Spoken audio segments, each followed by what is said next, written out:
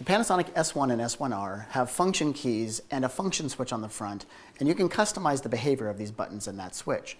Let's go into the camera's menu and walk through setting them up.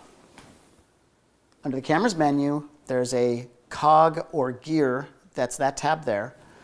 Operation 1 is this dial here. We're going to first go through function button set.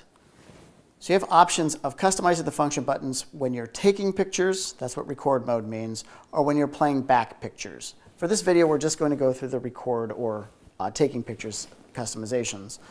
At the top of the camera, we have different function keys that are already pre-programmed as an exposure control, ISO, or white balance, and they're already labeled as such.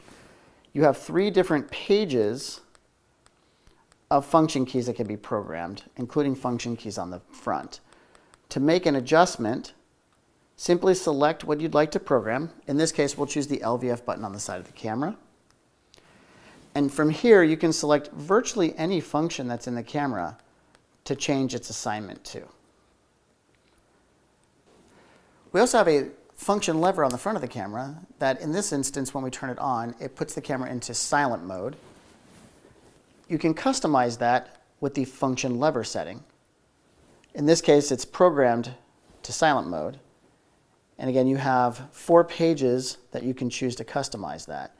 We're going to go ahead and put this into night mode, which turns our screen red. And I'll turn the function off.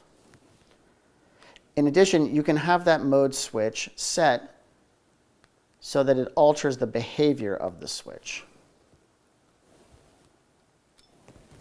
And that's how you customize the function buttons and function lever in the S1 and S1R.